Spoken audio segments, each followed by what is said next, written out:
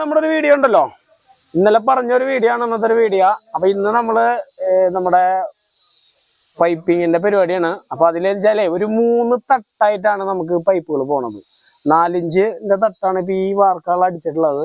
അത് കഴിഞ്ഞ് ഈ ഗ്യാപ്പിലൂടെ നമ്മുടെ 2.5 ഇഞ്ച് പൈപ്പ് പോകും. അത് കഴിഞ്ഞ് മഴവെള്ളത്തിന്റെ ഈ സൈഡ് കൂടെ പോകും. അത് നമുക്ക് എന്താ വെച്ച് കഴിഞ്ഞാൽ 3 തരത്തിലുള്ള സ്ലോപ്പിലാണ് പോണത്.